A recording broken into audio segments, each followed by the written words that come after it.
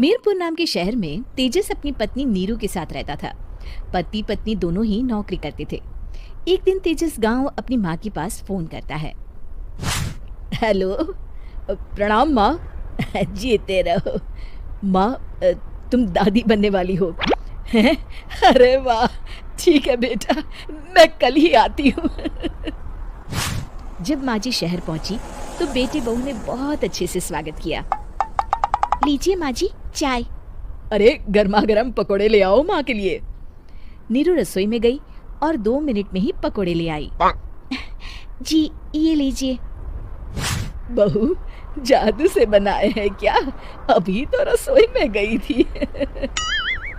Yummy. माँ जी, शीला रसोई में पकोड़े तल रही है, मैं बस लेकर आई। हे भगवान, मेरा धर्म भ्रष्ट कर दिया तूने। अब तो गंगा जल से शुद्धिकरण करना होगा। दूसरे दिन, माँ जी मैंने नाश्ता बना दिया है, ऑफिस जा रही हूँ। पर अभी तो घर का सारा काम पड़ा है। शीला आती ही होगी, झाड़ू पोछा बर्तन कपड़े वो सब कर लेगी। हमारे जमाने में घर का सारा काम हम ही करते थे। जी माँ जी, आप बहुत होशियार हैं, मैं घर ऑफिस दोनों नहीं संभाल पाती। तो जरूरत क्या है घर से बाहर जाकर चाकरी करने की? वैसे भी घर का काम खुद करने से घर में बरकत आती है, समझी? पर माँ जी। पर वर कुछ नहीं, इस महीने की पगार मिले फिर ऑफिस बंद है। हाँ।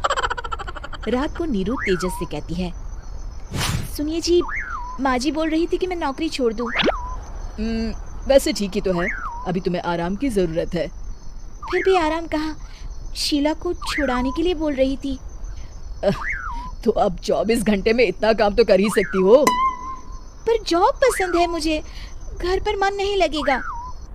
अगले दिन जब दोनों ऑफिस के लिए निकल रहे थे, मेरी तो कोई कीमत ही नहीं है इस घर में। माँ जी आजकल महंगाई बहुत है, रहन सहन भी बदल गया है, दोनों नौकरी करते हैं तभी ठीक रहता है।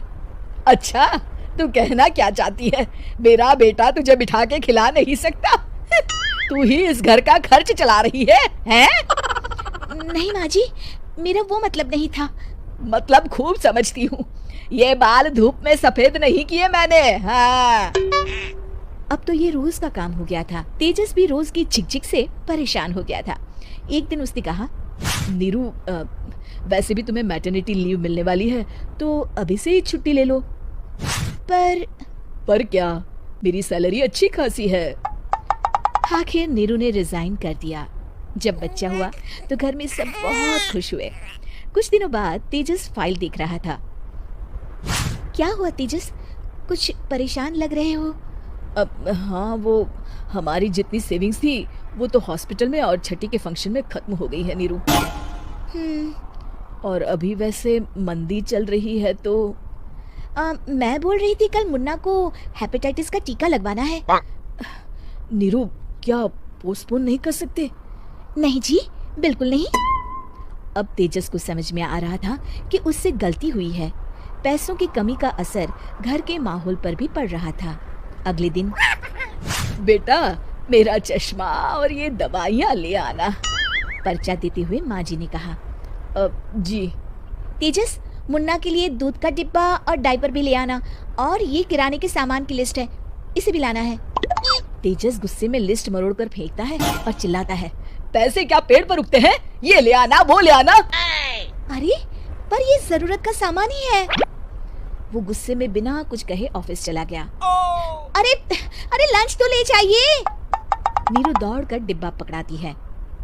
एक दिन खाना खाने के बाद, नीरू, अब तो मुन्ना कुछ बड़ा हो गया, तो अब तुम वापस ज्वाइन कर लो ना जॉब। पर इस रिसेशन में जॉब मिलना बहुत मुश्किल है। ट्राई तो करो। फिर मुन्ना? माँ जी है ना, और एक फुल टाइम मेड भी लगा लेंगे। पर माँ जी, उन्हें तो पसंद नहीं। तभी माँ जी वहाँ आ जाती है और प्यार से नीरू के सर पर हाथ फेरते हुए बोलती है, अब मेरी समझ में आ गया बहू, पहले के और अब के समय में अंतर है। तुम काम शुरू करो, मुन्ना की जिम्मेदारी मेरी। मेरी प्यारी माँ जी। ये कहकर नीरू उनके गले लग गई। शिक्षा परिवर्तन संसार का नियम है, हमें भी समय के साथ चलना चाहिए। उम्मीद है कि आपको हमारी ये कहानी पसंद आई होगी।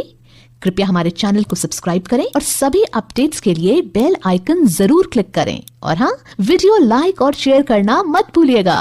Bye bye.